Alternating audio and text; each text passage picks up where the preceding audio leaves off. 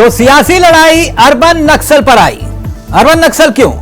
माहौल चुनावी है, लिहाजा तनाव भी सियासी ही है। राहुल गांधी के अमेरिका वाले बयान को लेकर बवाल थमने का नाम नहीं ले रहा। अब बीजेपी वार करती है, कांग्रेस पलटवार करती है। उन पर बीजेपी की ओर से राहुल गांधी पर चौतरफा हमले हो रहे हैं, सियासी हमले।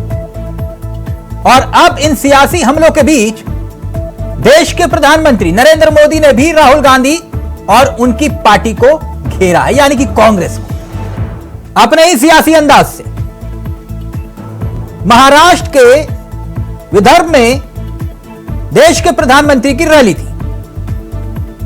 पीएम ने एक बार फिर से कांग्रेस को निशाने पर लिया, कांग्रेस की देशभक्ति पर सवाल खड़े किए और कहा कि कांग्रेस को टुकड़े टुकड़े गैंग, इशारों इशारों में अर्बन नक्सल गैंग। पीएम कह रहे हैं कांग्रेस को टुकड़े टुकड़े गैंग और अर्बन नक्सल गैंग के लोग चला रहे हैं।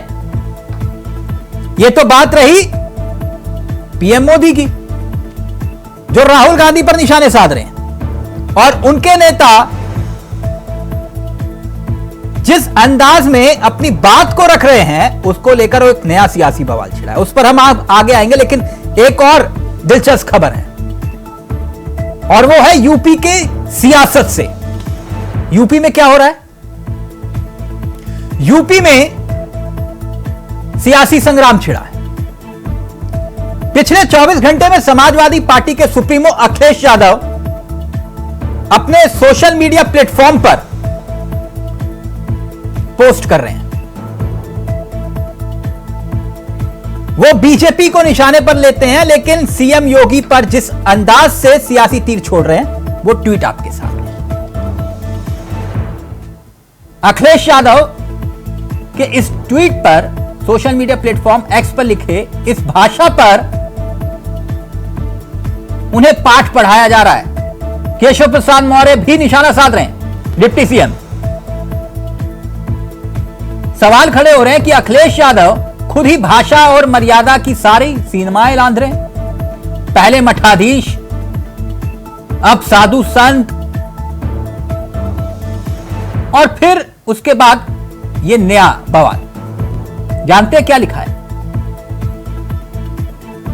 अखिलेश यादव ने लिखा, भाषा से पहचानिए असली संत महंत, साधु वेश में घूम रहे जग में धूर्त अनंत।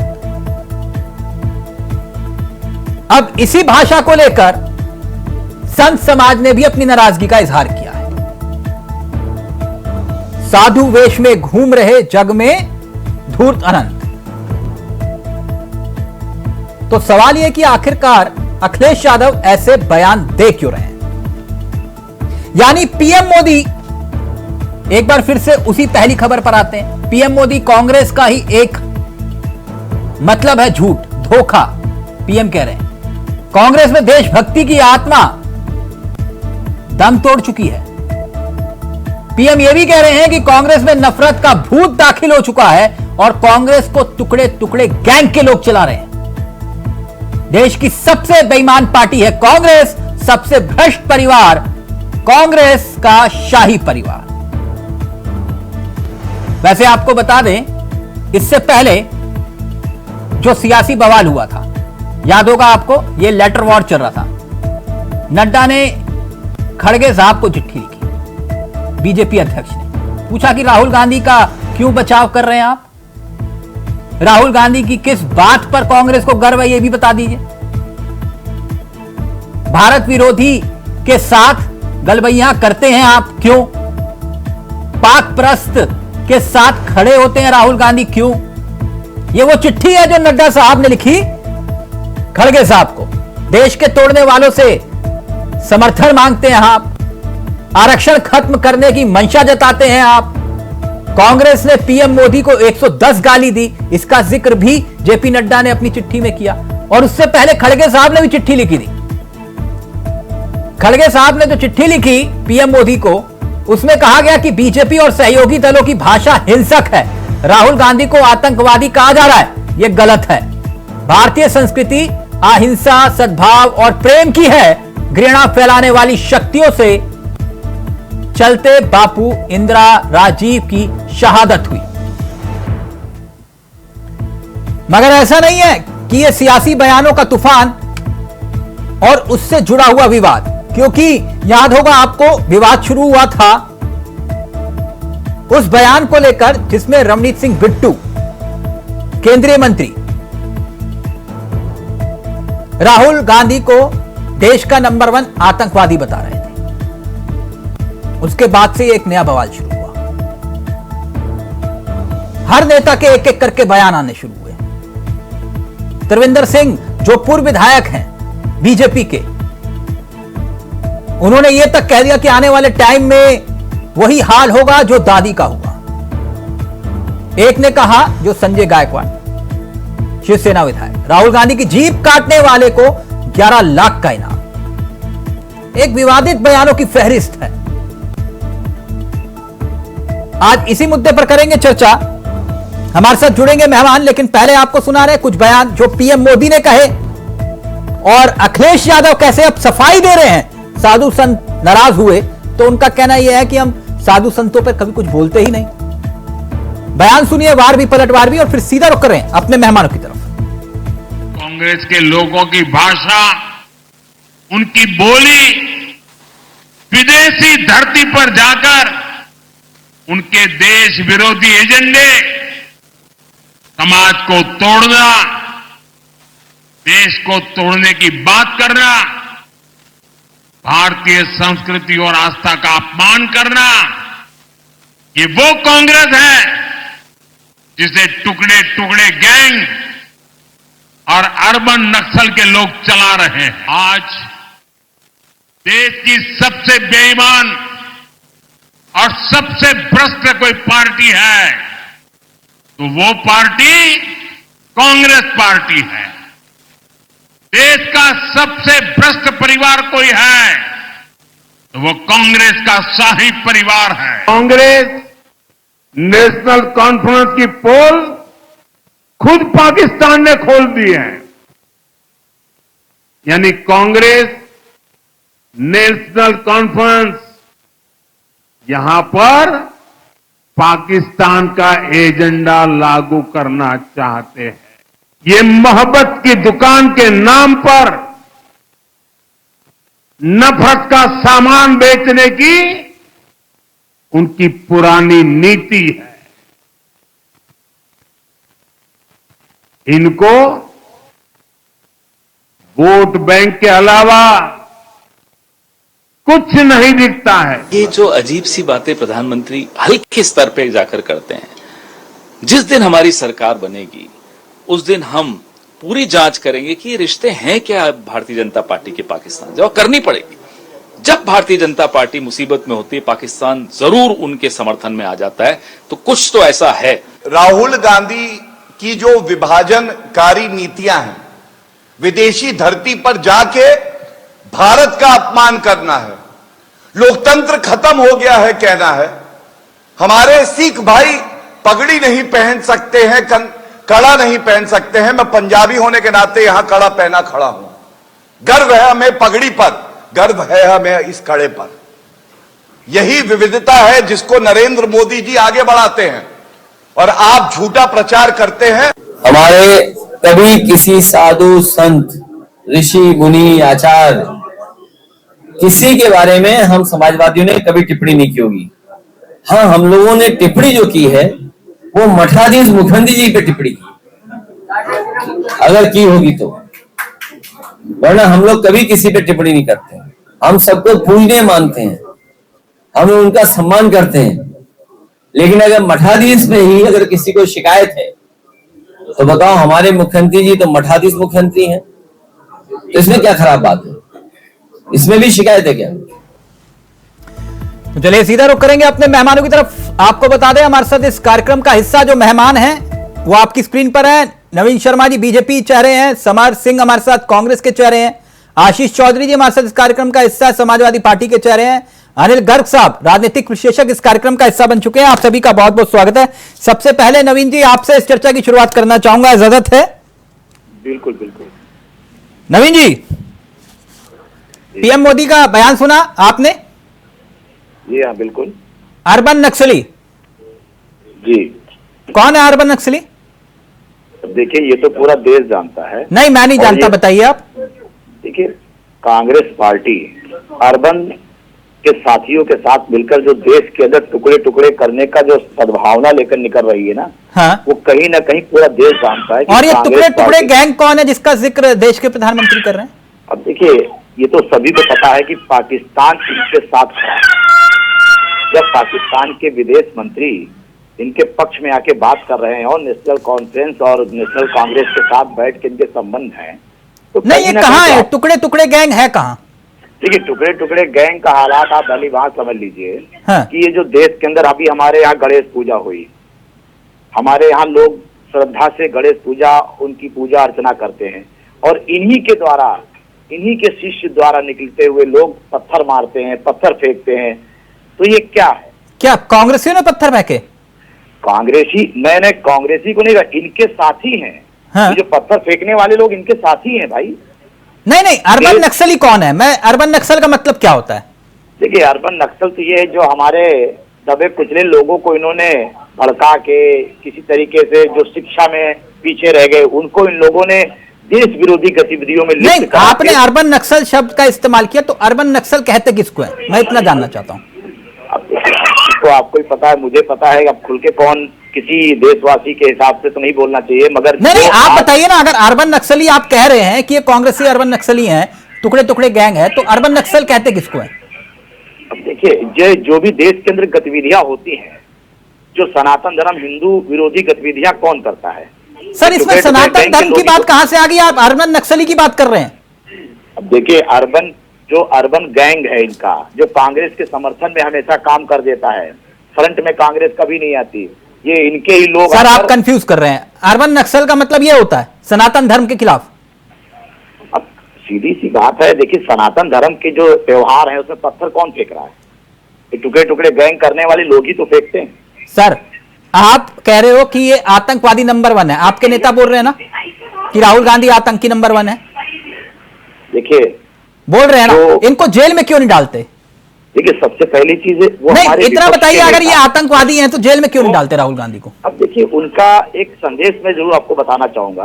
किसी भी हिंदुस्तानी को अपने देश की धरती, अपने देश के बाहर की धरती पे जाके अपने हिंदुस्तान की बुराई करना, अपने हिंदुस्तान की गरिमा को ठेस पहुंचाना, भारत माता का सर नीचा करना, आपको क्या लगता है ये किस प्रकार की ओछी राजनीति है श्री राहुल गांधी जी की? कौन सी भाषा में लगता है ये आतंकवादी हैं? एक शब्द कोट करिए, एक बयान अगर आप कर ये पाए। बिट्टू जी का निजी बयान है ये। नहीं, बिट्टू जी का निजी बयान, नहीं है। एक मिनट सर, एक मिनट। आपने कहा बिट्टू जी का निजी बयान है, मैं पढ़ देता हूं। इंदिरा गांधी के जैसे हाल होगा, राहुल गांधी आतंकवादी है, राहुल गांधी की जुबान काट के लाओ और देखिए- 11 लाख रुपए का इनाम पाओ। राहुल गांधी आतंकवादी नंबर 1 है। देखिए, भारत ये सारे बयान तो आप ही के नेताओं के हैं। आप कह रहे हो बिट्टू जी का देखिए, किस किस का जिन- निजी बयान कहोगे? जिन जिन नेताओं ने ये भाषण दिया है, हाँ, उनको भारतीय जनता पार्टी ने तो नहीं कहा कि आप ये वैसे भाषण तो आपने ये भी नहीं कहा कि ऐसे भाषा मत बोलिए। नहीं, ये तो देखिए, अब रीजन क्या है कि आज इनके 110 गालियां माननीय प्रधानमंत्री जी को दी गई, तो आप बदला ले रहे हो। किस तरीके से सर बदला लेने के लिए उन्होंने हम लोग 110 नहीं है, दिया, हम आप लोग 120 विकास दोगे। करने के लिए। हम लोग विकास करने के लिए, देश का विकास सर करेंगे, यही बदला ये लेना विकास नहीं। हो रहा है सर। ये आप कह रहे हो 110 गाली दी, हम 120 देंगे। हम अभी 120 क्यों देंगे भाई? अब वो अभी तो आप कह रहे हो 110 गाली दी उन्होंने। जवाब दे रहा है, देश जवाब दे रहा है। हमारे मोदी जी को जो लोगों ने गाली दी उनको नहीं देश सर, जवाब धमकी दे क्यों रहा दे है। रहे हैं फिर आपके नेता? अब देखिए, वो उनके निजी कटाक्ष हैं। अगर तो आप ये आपकी बताइए, पार्टी के बड़े सिख नेता ये परिवार क्यों नहीं के लिए- कहते? आप कह रहे हो कि सिख 110 समुदाय- गाली दी इन्होंने। सिख समुदाय आपके बड़े के लिए नेता ये श्री क्यों नहीं राहुल कहते गांधी- कि आप जिस भाषा का इस्तेमाल कर रहे हैं इस भाषा का इस्तेमाल नहीं होना चाहिए? नहीं, कोई भी हमारा नेता इस तरह की भाषा का इस्तेमाल नहीं करेगा। करेगा तो अनुशासन समिति कार्रवाई नहीं, करे। देखिए, आपने ये किसी मैं- पर कार्रवाई की? देखिए, ये हमारे राष्ट्रीय कमेटी का मामला है। कमेटी जान बैठेगी, उससे बैठेगी, उनके बयानों की समीक्षा होगी और जो भी कार्रवाई वो राष्ट्रीय कमेटी करेगी। ऐसा नहीं है, हम कांग्रेस की तरह नहीं है। किस पर कार्रवाई करेंगे? देखिए, कार्रवाई भी अपने हिसाब से भी होगी और जानकारी भी ली जाएगी कि किस दिशा निर्देश पे ये चीज किस पर? कही गई। बिट्टू पे कार्रवाई क्यों? करोगे? अब देखिए, पार्टी का ये तो पार्टी का ऊपर स्तर का मसला है, ये पार्टी ही जानती ठीक, है संवर कैसे सिंह क्या जी, करना है। आप लोग टुकड़े टुकड़े गैंग हो और कांग्रेस टुकड़े टुकड़े गैंग चला रही है, यानी टुकड़े टुकड़े गैंग के लोग जो हैं कांग्रेस को चला रहे हैं? जवाब दीजिए। गैंग कौन किसको बोलते हैं वो ये नहीं बता पाए कि रक्षा मंत्री को आपने जो है विदेश मंत्री कह दिया। लेकिन मैं बताता हूं कि नवीन जी जब भी कोई व्हाट्सएप के माध्यम से सब चीजों को सीखता है तो वो इसी प्रकार से बात करता है। जहां तक बात है अर्बन नक्सल की, तो भारतीय जनता पार्टी की नजरों में अर्बन नक्सल वो पढ़े लिखे समझदार लोग हैं, वो नए आने वाले बच्चे हैं, वो इंटेलेक्चुअल वर्ग आता है जो पढ़ता है किताबों से, जो दकियानुसी चीजों को परे हटाकर देश के विकास की बात करता है, वो इनके अकॉर्डिंग अर्बन नक्सल है। दूसरी बात, जहां तक बात है कि 110 गालियां जो है ये इन्होंने बोला है कि 110 गाली जो है कांग्रेस के लोगों ने मोदी जी को दी है, तो मैं बताना चाहूंगा कि अगर मोदी जी द्वारा बोली गई चीजें और भारतीय जनता पार्टी के नेताओं के द्वारा बोली गई चीजें राहुल गांधी के लिए अगर उसकी बात की जाए तो पूरी किताब लिख सकते हैं, पूरी पोथी लिख सकते हैं। विदेश जाकर देश को बदनाम क्यों करते हैं राहुल गांधी? नवीन शर्मा ये पूछ रहे हैं। मैं उसी पे आता हूं कि विदेश जाकर देश में विदेश जाकर ये बोलना है कि अरे 2014 से पहले तो हम सोचते थे कि कहां पैदा हो गए। जापान में जाकर बोलते हैं नोटबंदी के समय कि घर में शादी है और घर में एक पैसा नहीं है। ये बात किसने बोली? वहां पर तो जापान जाके भारत के गरीबों को मजाक तक जो है वो मोदी जी ने उड़ा दिया। आप बताइए कि आईएसआई को पठानकोट लाने का काम कौन करता है? ये लोग करते हैं। बिना बुलाए दुबई से आते टाइम पाकिस्तान में हॉर्न लगाते हैं, जन्मदिन मनाते हैं, नवाज शरीफ का बिरयानी खाते हैं, उनकी माता जी के पैर छूते हैं। कौन छूते हैं? कांग्रेस वाले छूते हैं, बीजेपी के प्रधानमंत्री छूते हैं और नरेंद्र मोदी जी छूते हैं। कौन है जो जिन्ना की मजार पे जाकर चादर चढ़ाकर आता है? इनकी पार्टी वाले होते हैं।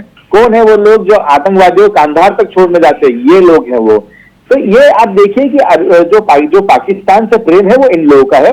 विदेश की धरती पर जहां तक बात है तो मैं बताना चाहूंगा कि जो 2 बयान है, एक तो कास्ट के लिए जो जाति के लिए बोला गया है राहुल गांधी जी द्वारा और जो सिखों के लिए बोला गया है, उसके अंदर 2 चीजें सामने आई है। कल एक जो बहुत भारत का जाने माने अखबारों में से एक अखबार है, उसमें छपा है कि शिरोमणि गुरुद्वारा प्रबंध समिति ने ये कहा है कि हम राहुल गांधी की तरफ नहीं ले रहे हैं, लेकिन जो भी राहुल गांधी जी ने अमेरिका में बोला है वैसी स्थिति भारत में है। आज चाहे तो उसकी कतरन में आपको दिखा देता हूं। जहां तक बात है, आज एक ट्वीट आता है अंबेडकर जी के परपौत्र का, जहां तक उनका नाम मैं भूल रहा हूं, लेकिन उनका एक ट्वीट आता है और वो कहते हैं कि भारतीय जनता पार्टी ने उनसे संपर्क किया था इस चीज को आंदोलन बनाने के लिए कि वो जातिवाद खत्म कर देंगे। तो ये पूरी कंट्रोवर्सी यहाँ पर खत्म हो जाती है। ये पार्टी जो है ये देख रही है, भारतीय जनता पार्टी देख रही है कि शनै शनै ये काल के ग्रास बनते जा रहे हैं। धीरे धीरे इनको जनता जो है हाशिए पर धकेल रही है और धकेलते हुए नवीन जी जवाब दीजिए जल्दी से। देश से बाहर कर देगी और ये अब नए नए शगुफे लेके आ रहे हैं। और जहां तक हाजी जो वहां के रक्षा मंत्री हाजी ने कहा है कांग्रेस पार्टी का कोई लेना देना नहीं है। 2 महीने पहले ही भारतवासी 140 करोड़ लोगों ने माननीय मोदी जी को इसका उपयोग करके वोट जो है वोटों का ध्रुवीकरण करना चाहते हैं और लोगों के मन में भ्रम बिठाना चाहते हैं। विपक्ष में बैठे हैं, आप विपक्ष में बैठे हैं। माननीय मोदी जी को तीसरी बार भारतवासियों ने सिर्फ साथ देकर देश का प्रधानमंत्री बनाया है। मोदी जी को नहीं दिया है। 240 सीट आपको मिली है, 2 बैसाखियां आपके पास में है, पूर्ण बहुमत तो आपको नहीं है। देखिए ऐसे एक व्यक्ति जो पूरे सदन को डोमिनेट करता था इस देश के अंदर, मनमाने काम किया करता था, आज इतना छोटा सा मुंह लेकर अगर सदन में बैठे हैं तो ये हमारी ताकत है कि हमने करा है। मोदी जी 400 सीटें लाकर आप इस देश के संविधान को बदलने की, दलित मजलूमों की बातों को नकारने की बात आपके लोग कर रहे थे, जो राजशाही लोग कर रहे थे, उसको हमने नहीं आगे बढ़ने दिया। ये ताकत है कांग्रेस पार्टी की, देश की जनता की। और ये 240 है, ये सो के अंदर ला देंगे अगली बार इस बात का प्रण लेते हैं। 100 नहीं होने दिया और हम 240 पे भी खड़े हैं तो हम सहयोगियों के साथ मजबूत खड़े हैं। एनडीए गठबंधन मजबूत है। 57 मोदी जी की अगवानी में काम एसोसिएशन फॉर डेमोक्रेटिक रिफॉर्म बोल रही है कि 57 लाख जो वोट है वो कहां से आगे पता नहीं चला। इस हिसाब से देखा जाए तो वोटों की फर्जीवाड़ा और जो ईवीएम का फर्जीवाड़ा आपने किया वो भी लोगों को यहाँ पर दिख रहा है। तो उस पर नहीं जाते हैं, हम तो बात करते हैं आज के जो मुद्दे के लिए हमसे यहाँ पर आमंत्रित किया गया है कि जो कांग्रेस है वो देश के अंदर प्रेम फैलाने की बात करती है, प्रेम से चलने की बात करती है, हिंदू मुस्लिम एकता की बात करती है, कौमी एकता की बात करती है, महिलाओं की बात करती है, छात्र महिलाओं की बात करती है। नवीन जी समझ, एक सेकंड। नवीन जी वो 99 पर खुश है तो उनको रहने दो ना, आपको क्या दिक्कत है? उनके मन की मौज, वो रहना चाह रहे तो रहने दो। इनको ईवीएम अगर वो 99 पर मौज काट रहे हैं तो उनको रहने दो ना सर। और अगर वो कह रहे हैं कि 240 पे हमने रोक दिया, तो ये भी बताना चाहिए समर जी कि 1984 के बाद पूर्ण बहुमत की सरकारें कितनी रही, है ना समर जी? बिल्कुल सही बात। कितनी पूर्ण बहुमत की सरकारें रही, देश को यह भी जानने का हक है। और कौन सी ऐसी सरकार थी जो 200 से ज्यादा सीटें आई और वो सरकार गिर गई हो 5 साल से पहले? नहीं है ना समर जी? बिल्कुल सही गलत बात तो नहीं है। कह रहा? बिल्कुल, यही तो लोकतंत्र है। हाँ, तो मैं वही लोकतंत्र बता रहा हूं सर। आप वो 240 में भी उदास है, आप कह रहे हो हम 99 में भी खुश है, यही तो लोकतंत्र है। हम इसलिए खुश हैं कि हमने एक पार्टीवादी नहीं, आप इसलिए खुश नहीं हो कि आप सत्ता में नहीं आए, आप विपक्ष में रहने के लिए खुश हो, आप ये बता रहे हो।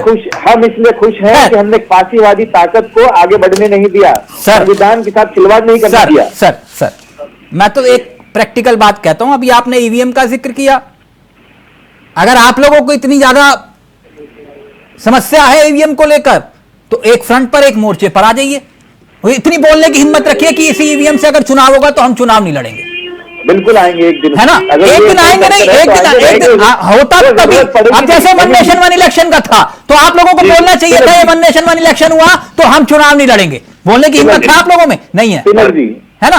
ये सियासत का खेल मत खेलिए। रूल से इनको हरा सकते हैं। नहीं, भारत की जनता में इतनी ताकत है, कांग्रेस पार्टी में इतनी ताकत है कि इनके प्लेग्राउंड में इनके रूल से इनको हरा देंगे। सर वो तो हमें भी मालूम है। अगर देश की जनता में इतनी ताकत नहीं होती, समर जी आप और मैं बहस नहीं करते ना, देश की जनता में इतनी ताकत ना होती तो इमरजेंसी के विरोध में खड़े होकर फिर देश के बाद चुनाव होता तो आप हारते नहीं, हारे ना? यही तो थी देश की जनता की ताकत।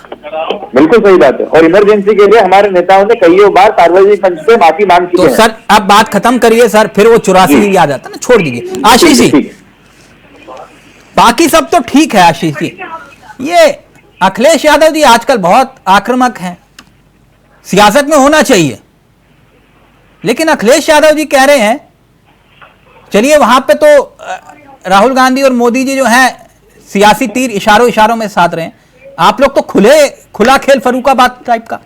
असली संत महंत साधु वेश में घूमते जग में धूर्त आनंद। साधुओं को तो बख्श दो। नहीं, समाजवादी पार्टी साधु संतों का सम्मान करती है, ऐसे सम्मान करते हो? भगवान में आस्था रखती है। नहीं, ऐसा सम्मान करते हो आप? नहीं, कल तक तो समझ में आ रहा था कि स्वामी प्रसाद मौर्य जो है स्पॉन्सर्ड है, वो तो समझ में आ रहा था, लेकिन यहां अखिलेश यादव खुद फ्रंट पर आकर कह रहे हैं सारे साधु संत को नहीं लागू करता है। तमाम किसको? साधु संत ऐसे भी होंगे जिन्हें तो जो चोला पहन रखे होंगे साधु संत, लेकिन वो क्या कर रहे हैं वो आपको भी पता है।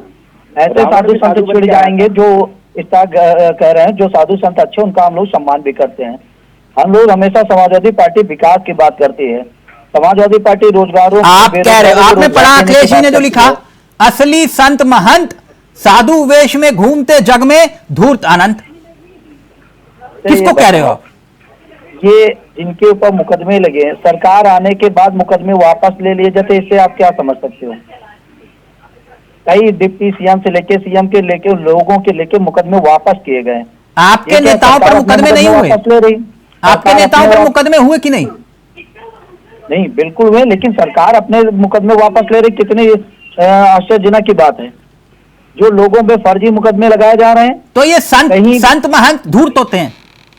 नहीं, संत महंत जो धूर्त होंगे वो चिड़ेंगे, जो संत महंत अच्छे हैं उनका हम सम्मान करते हैं। आज भी सर आप कह रहे हो कि भाषा से पहचानिए असली संत महंत साधु वेश में घूमते जग में धूर्त आनंद। सम्मान है, ये धरती संत महात्माओं की है, इनका पूरा सम्मान है। जो सर ये कौन सा सम्मान कर रहे हैं, मैं वही तो पूछ रहा हूं आपसे। कभी मठाधीश की बात करते हो, कभी माफिया को मठ से जोड़ देते हो, ये कौन से सम्मान की बात हो रही है?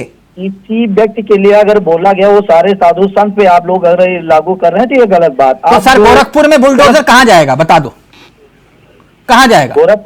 गोरखपुर में बुलडोजर कहां जाए? गोरखपुर में आपने देखा है क्या हुआ है? क्या हुआ बताइए ना। आपने देखा होगा? नहीं मैंने नहीं देखा, बताओ ना कहां जाएगा? गोरखपुर में आपने कहा कि जब सत्ता आएगी तो गोरखपुर सारे बुलडोजर का मुंह मोड़ देंगे। गोरखपुर कहां? गोरखपुर में वही जाएगा जो अन्याय करेंगे, जहां पे अपराध बढ़ेगा। नहीं तो गोरखपुर ही क्यों जाएगा, मैं ये जानना चाह रहा हूं। गोरखपुर में क्या अन्याय हुआ?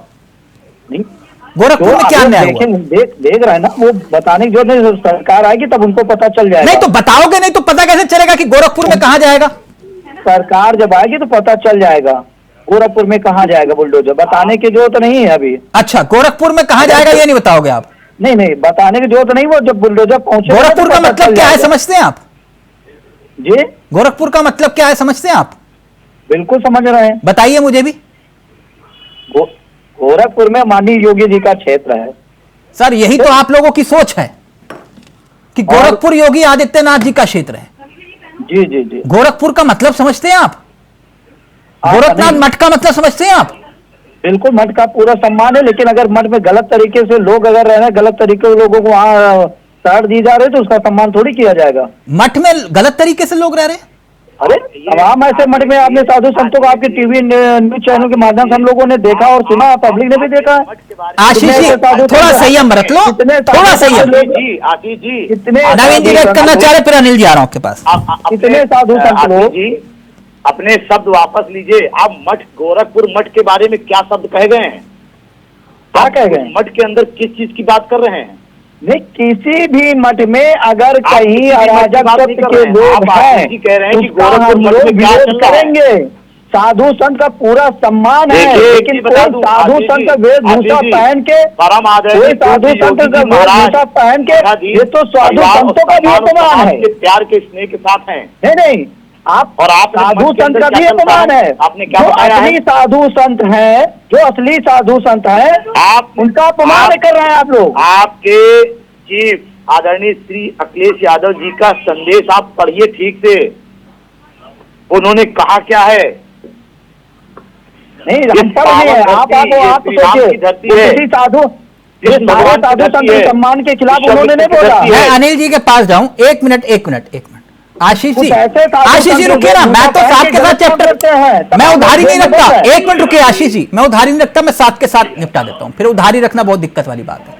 ये जो इतनी हिम्मत आप लोग जुटाते हो ना, ये साधु संत, सनातन धर्म, किसी और धर्म के लिए दूसरे वाला जो मसला है, पीडीए वाला, पीडीए का ए वाला, उसके लिए इतनी हिम्मत जुटाओ।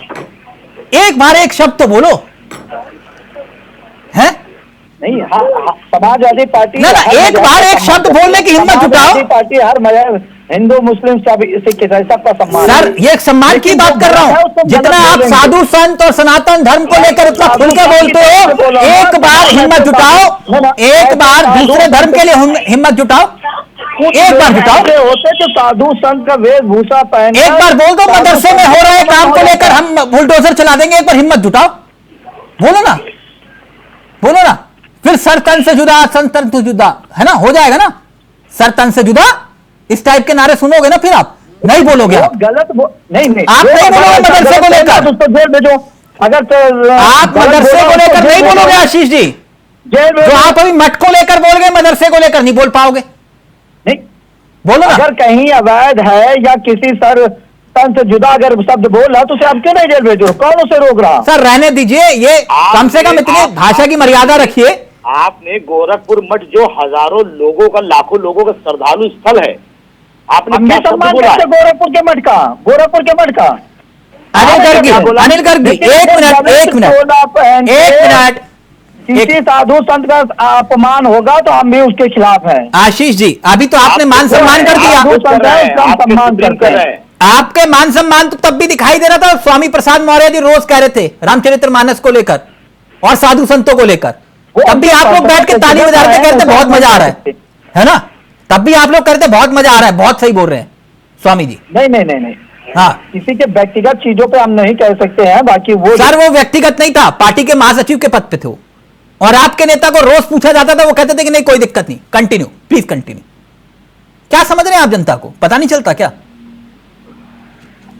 अनिल गर्ग साहब जी, ये चल क्या रहा है देश की सियासत में? कल तक तो बात जीप काटने को लेकर थी, 11 लाख रुपए की इनाम की। वो कह रहे थे कि ये आतंकी नंबर 1 है। अब देश के प्रधानमंत्री कह रहे हैं तो अर्बन नक्सली हैं और टुकड़े टुकड़े गैंग से हैं, और अखिलेश ही तो 10 कदम आगे निकल गए। ये कहां जा रही है देश की सियासत? तिलक जी, राजनीति जो ना करा दे वही ठीक है। हाँ। आप देखो देश का राजनीतिक माहौल कैसा है। अभी एसपी के साथी से आपने पूछा, वो एक बार भी नहीं कह पाए, क्योंकि उनकी एकमात्र नीति है जो पीडीए में जो बड़ा वाला ये है ना, जिसको कभी वो आदि आबादी बताते हैं, कभी वो आदिवासी बताते हैं, लेकिन असली ये है वो अल्पसंख्यक। उस अल्पसंख्यक के खिलाफ तो वो बोल नहीं सकते। क्या आपको लगता है कि सारे के सारे जितने साधु महात्मा हैं या सनातन में ही सबके सब कपटी भरे, अन्य धर्मों में कुछ ऐसे लोग नहीं हो सकते, या सनातन में ही है? लेकिन सनातन एक ऐसा धर्म है जिसको कोई कुछ भी बोल दे, कोई ऐसा रिएक्शन नहीं आता जिससे उनको डर लगे, इसमें खुली छूट है, आप जो मर्जी बोलिए। और दूसरी बात है कि आपको सीधा थ्रेट भी नहीं आएगा, तो ये एक सॉफ्ट टारगेट है। और तीसरी बात जो सबसे महत्वपूर्ण है, इनको लगता है सनातन के खिलाफ बोलना मतलब भारतीय जनता पार्टी के खिलाफ बोलना। तो इनको लगता है सनातन के खिलाफ बोल दिया हमने, इनडायरेक्टली भारतीय जनता पार्टी को कंडेम कर दिया। लेकिन भारतीय जनता पार्टी और सनातन अलग अलग चीज है भाई।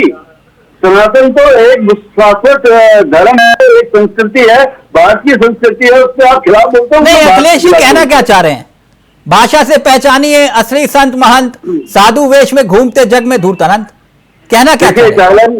चावला जी 2024 के जो लोकसभा चुनाव के नतीजे आए ना, हाँ। इसमें कांग्रेस भी दोनों को इतना उत्साहित कर दिया कि इनको लगता नहीं था कि ये पासिंग मार्क्स लेंगे, और पासिंग मार्क्स से ज्यादा मार्क्स आ गए, तो इनको इतना उत्साहित कर दिया, इनको खुद ही समझ में आ रहा क्या बोल रहे, ना तो अखिलेश जी को समझ में आ रहा, ना राहुल जी को समझ में आ रहा है।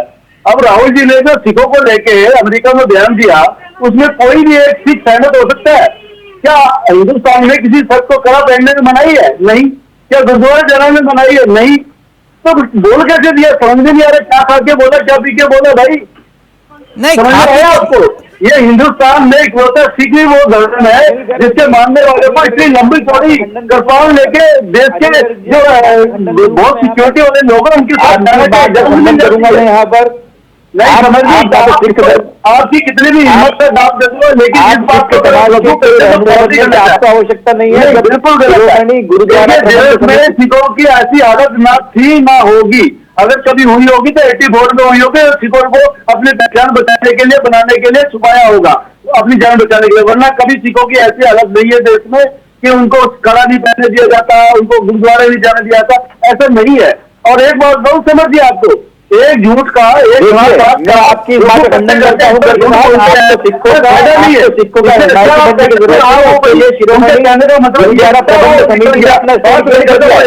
आप यहाँ पर बीजेपी की बात नहीं करें, आप ये बात बात करें, बात करें आप विश्लेषक के रूप। क्या आपने ये खबर नहीं पढ़ी अखबार के अंदर कि शिरोमणि गुरुद्वारा प्रबंध समिति ने ये कह दिया है कि राहुल गांधी ने जो कहा हम उस बात से इत्तेफाक रखते हैं? आप बताइए, नहीं बोला जब मुझे बोलना यहाँ पर आप यहाँ पर विश्लेषक बन हिंदुस्तान में रहते थे, बाहर रहते हैं।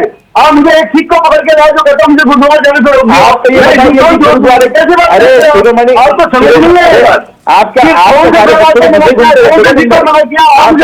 पीछे घूमते रहते हैं, पीछे घूमते रहते हैं, लेकिन जब यार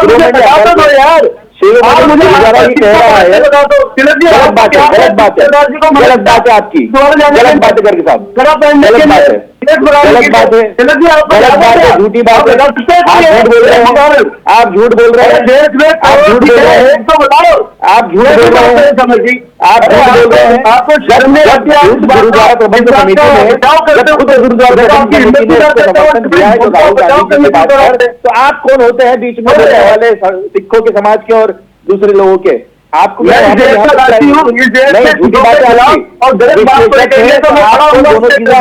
गुरुद्वारा प्रबंध समिति बोलते हैं झूठ बोलते हैं और आप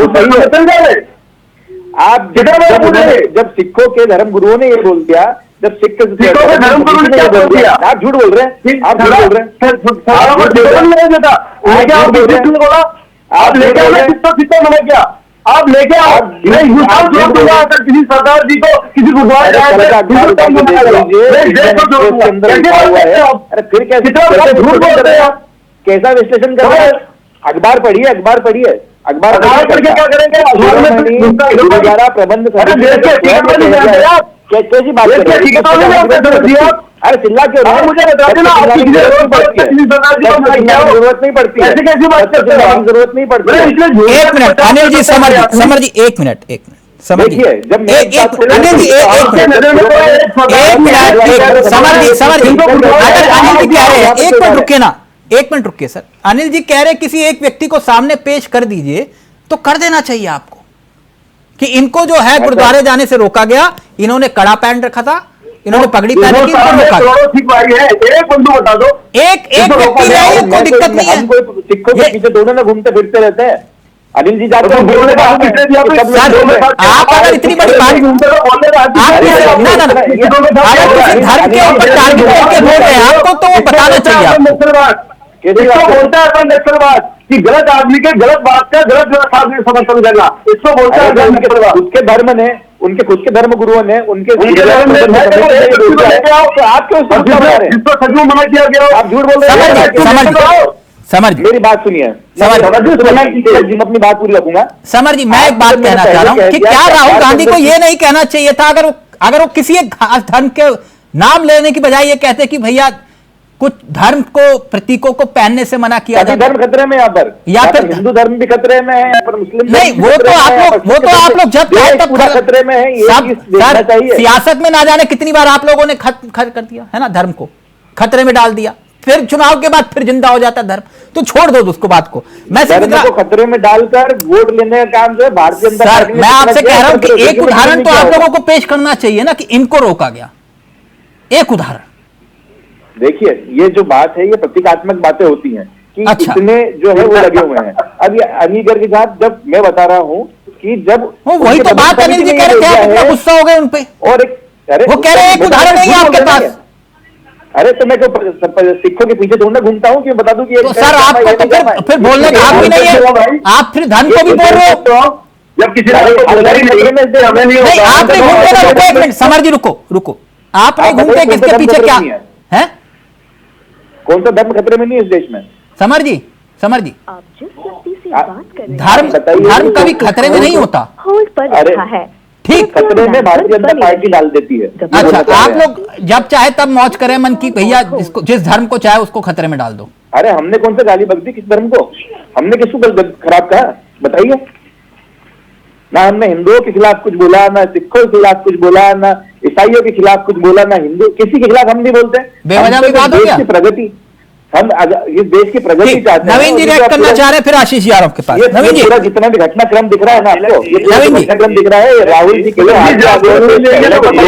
मैं समर जी से पूछना चाहूंगा, जो श्री अखिलेश यादव में है, क्या उन्होंने जो ट्वीट किया है हमारे संत सनातन साधु धर्म परिवार के लिए, साधु संतों के लिए, क्या उससे ये सहमत है?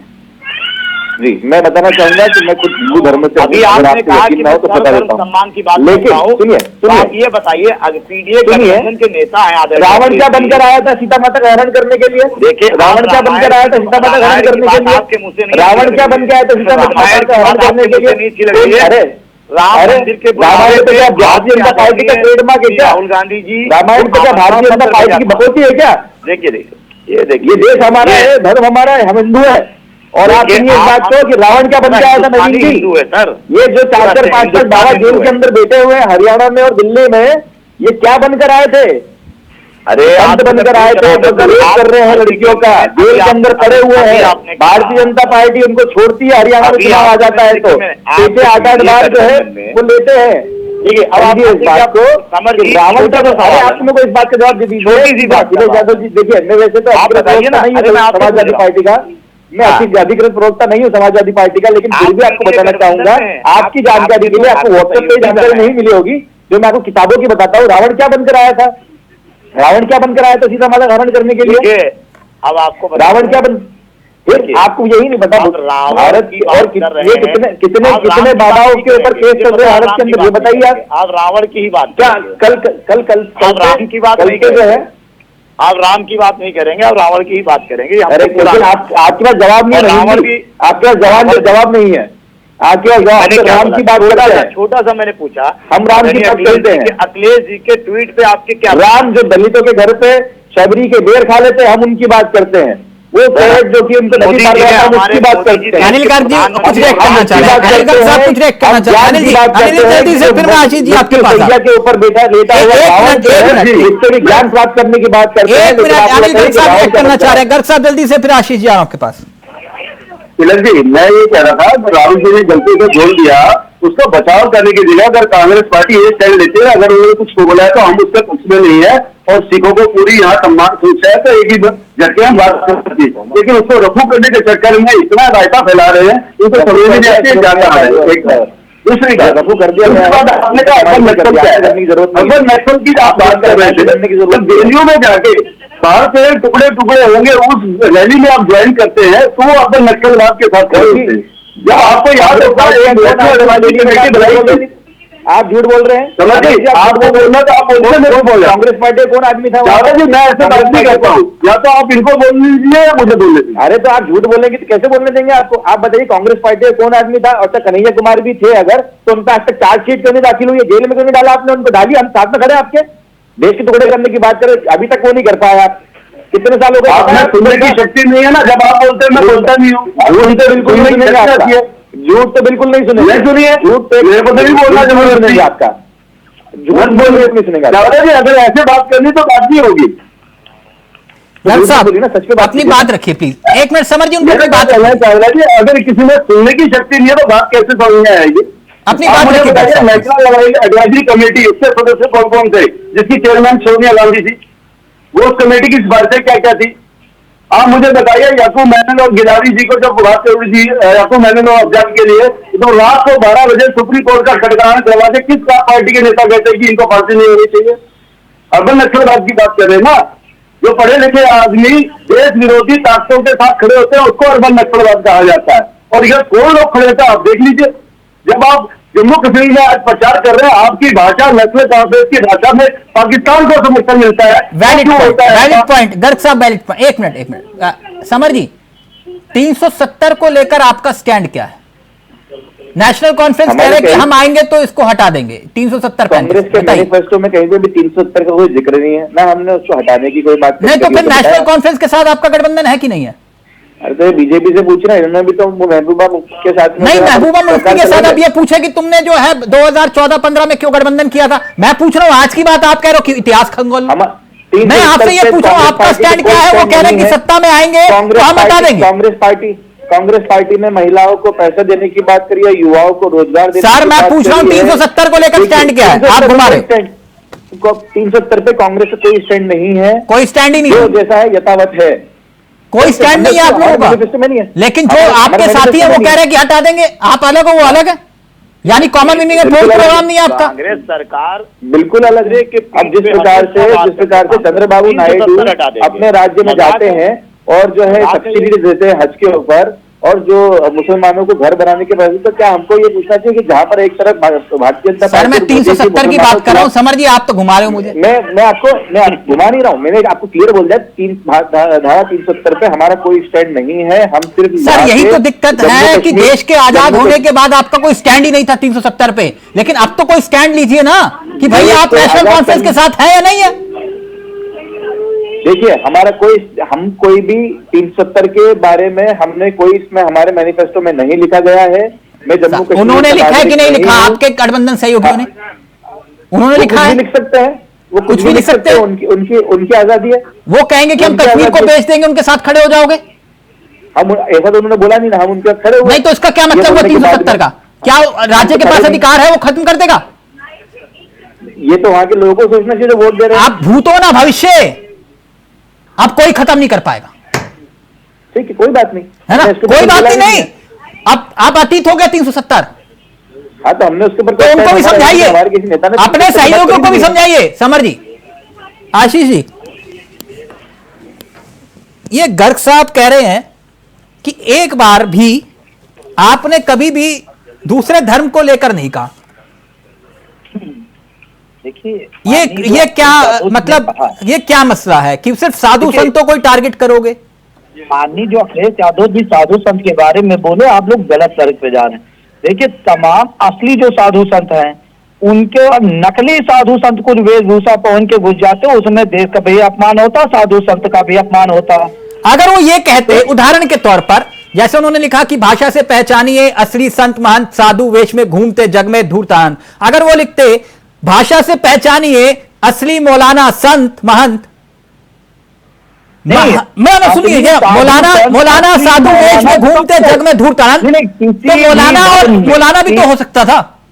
हाँ, मौलाना भी हम कह रहे हैं, किसी भी नहीं आप कह नहीं रहे, आपने लिखा नहीं ना, मैं इसलिए पूछ रहा हूं, वो भी तो लिख सकते थे, दोनों बात आ जाती। अगर नकली जो है वो असली बनने के कपड़े पहन के अगर चोला पहन के घूम रहे तो उनको छांटने की जरूरत है, उनको हटाने की जरूरत, उनको अपमानित करने की जरूरत नहीं। नकली सारे साधु ही होते हैं, साधु संत होते हैं, मौलाना असली होते हैं सारे। दूसरी चीज, आप भारतीय जनता पार्टी की बात करते हो, जो देश के सबसे बड़े पद पे रहता है उसको मंदिर में जाने से कौन रोका था? किन लोगों ने रोका था मंदिर में दर्शन करने?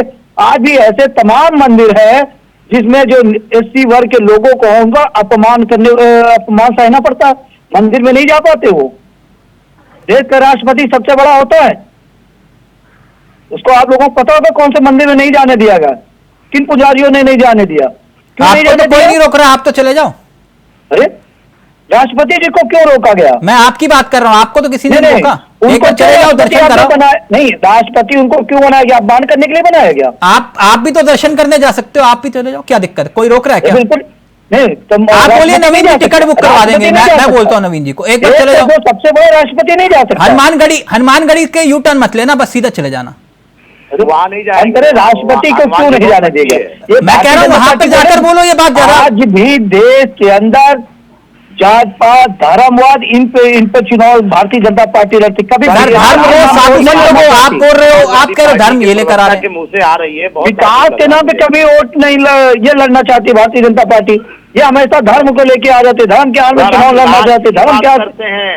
कभी ये बात करते किसान कितने किसान आत्महत्या करते हैं, बेरोजगारों को रोजगार नहीं दे पा रही है, इस पर सरकार नहीं बात करती है। देश की सुरक्षा की बात करते हैं, बिजली पानी जो समस्या होती है उस पर भारतीय जनता पार्टी बात नहीं करती। योगी आदित्यनाथ जी के आने से धर साहब, प्रदेश ये धर्म क्यों बार बार बीच में आ रहा है?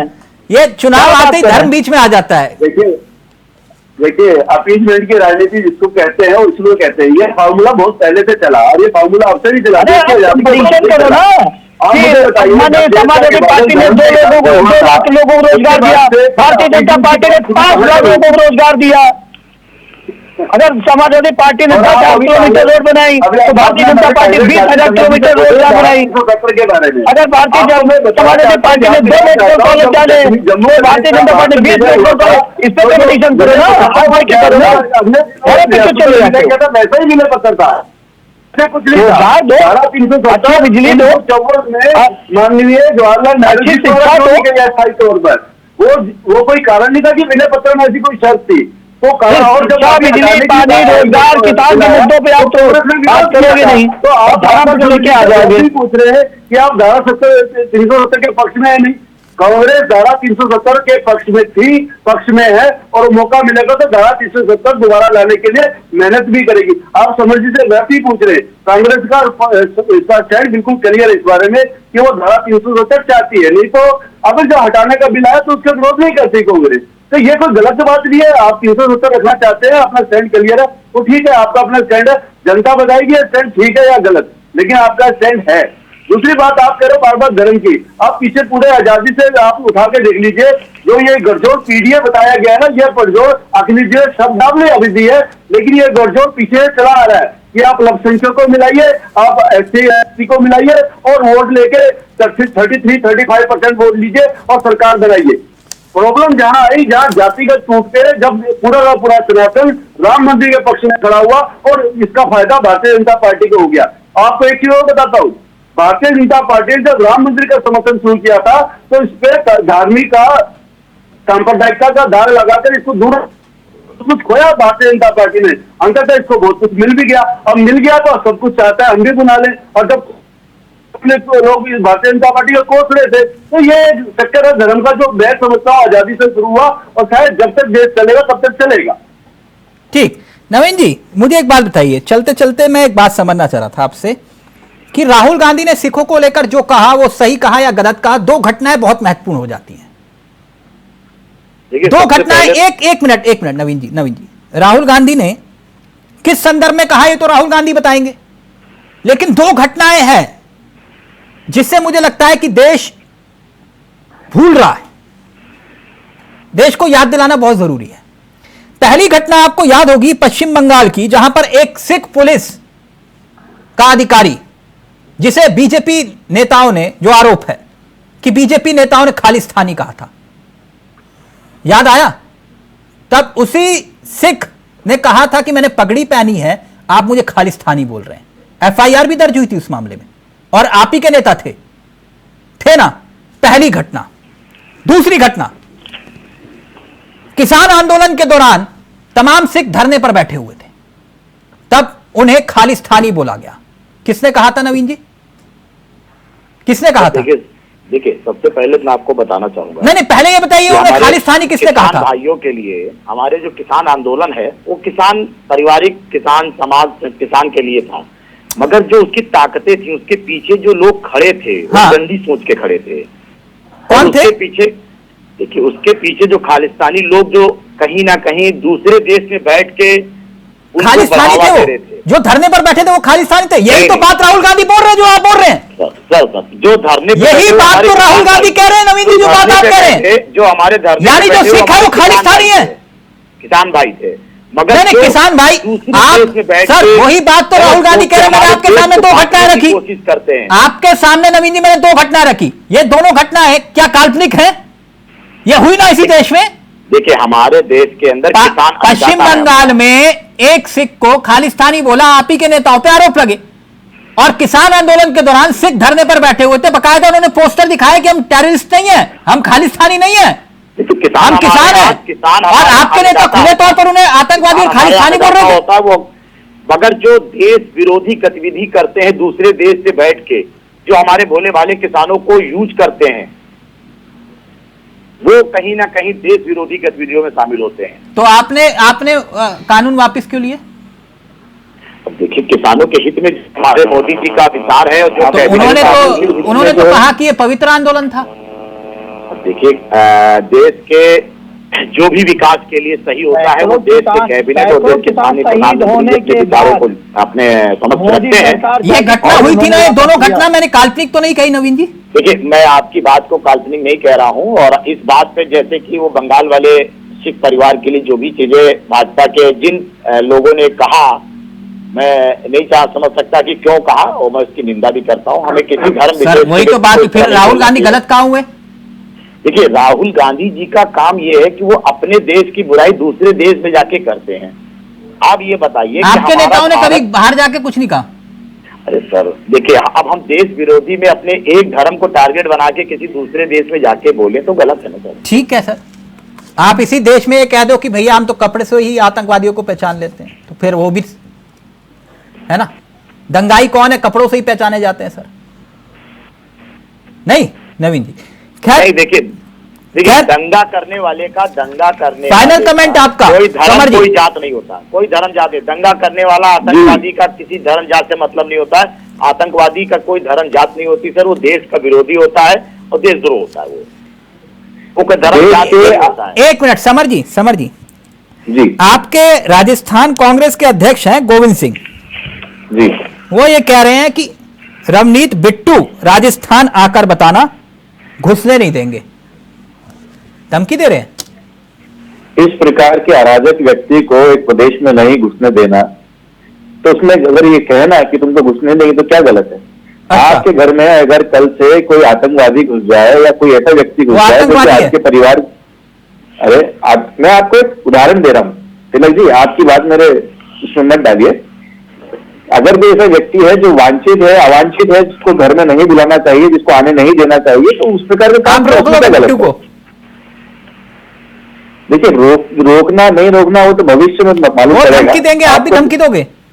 धमकी कहाँ दे रहे हैं? हमने कहा यही तो कह रहे हो कि घुस के दिखाओ, घुसने देंगे। आप हो सकता है बात करना चाहेंगे उससे, वो उनकी इच्छा। कमेंट करना चाह रहे, अगर सब जल्दी से मेरी बात फ्री नहीं होगी जी, बोलिए। मेरा क्या कहना है, अभी आप जो नवीन जी से बात कर रहे थे, देखिए इसमें तो कोई शक नहीं है, जो किसान आंदोलन हुआ उसके बाद में सिख को जस्टिस ने कैप्चर करने की पूरी कोशिश की और आमतौर पर उसको लास्ट जाते जाते कैप्चर भी किया। जो प्रधानमंत्री जी ने भी कहा कि मुझे लगता है कि ये जो आंदोलन है अब ऐसे हाथों में जा रहा है जिससे देश का नुकसान होगा, इसलिए मैं बैकफुट पे आने को तैयार हूँ। मुझे कोई तकलीफ नहीं है बैकफुट पे आने में। उन्होंने कभी भी नहीं कहा कि तीनों कानून गलत है, उन्होंने कहा ये शीट में इन कानूनों को वापस ले रहा हूँ। तो आप भी मानिए चीफ फॉर जस्टिस वहां पे मौजूद थी और उसने उसको कैप्चर किया था। कैप्चर करने की कोशिश सर एक मोहल्ले में अगर एक मैं बता रहा हूं, बिल्कुल सही कह रहे हो आप, बिल्कुल सही कह रहे हो, मैं आपके बिल्कुल साथ हूं। जब गली में एक प्रदर्शन हो रहा होता है ना, गली में एक प्रदर्शन हो रहा होता है, उसे भी RWA का प्रधान जो है वो कैप्चर करने की कोशिश करता है। यहां पर तो फिर कहानी कुछ और थी, है ना सर? अन्ना हजारे का आंदोलन किसने कैप्चर किया? फिर अन्ना हजारे का आंदोलन भी कैप्चर हुआ ना, तो ऐसा कौन आंदोलन नहीं कैप्चर नहीं होता? मैं यही कह रहा हूं, पहलवान धरने पर बैठे, उनका आंदोलन भी तो किसी ने कैप्चर किया। ठीक है, वो कैप्चर देश के विरोध में नहीं था, लेकिन जहां पे जो किसान आंदोलन जो लोग कैप्चर करते थे वो लोग देश विरोधी थे, देश को तोड़ने की कोशिशों में लगे थे। वो एक बैंड संस्था है, आज भी उससे बैंड है। ठीक बात। दूसरी बात जो आप कह रहे थे, नहीं सर, ऐसे लोगों को तो जो लाल किले पे जो तमाशा कर रहे थे, ऐसे लोगों को तो उल्टा टांगना चाहिए। देखिए, देश में जो कुछ सिख बंधु नारे भी लगाते हैं। थैंक यू, वक्त इजाजत नहीं दे रहा, लेकिन चलते चलते चौधरी साहब अखिलेश जी मिले तो उनको कहना कि अगली बार दूसरे धर्म को लेकर बोले। किसानों के कैंप में से ओके, ऑडियो सबका नीचे। आशीष जी, चलते चलते मैं इतना कहना चाहूंगा, अखिलेश जी को बोलना अगली बार दूसरे धर्म को लेकर बोले, मजा आएगा उसमें ज्यादा। एक बार बोल के देखे, थोड़ी सी हिम्मत जुटाएं। नहीं, असली साधु हम कह रहे हैं, हर धर्म में जो भी गलत है या मौलवी गलत है तो उनको भी पहचानने की जरूरत है भाई। नहीं, बोलना चाहिए, एक बार बोल के तो देखे। नहीं, बोल तो रहे हैं, एक बार बोल के देखे करंट क्या आता है। मौलवी नकली मौलवी है। हाँ, नहीं, अखिलेश जी से बोलो, आशीष चौधरी से काम नहीं चलेगा, अखिलेश जी से काम चलेगा। फार्मर जल जाएगा। थैंक यू सो मच, बहुत बहुत शुक्रिया। ये सियासत के रंग हैं, जहां पर अलग अलग किस्से हैं, लेकिन अब बात सियासी लड़ाई अर्बन नक्सल पर आई है। नमस्कार, जय हिंद, जय भारत।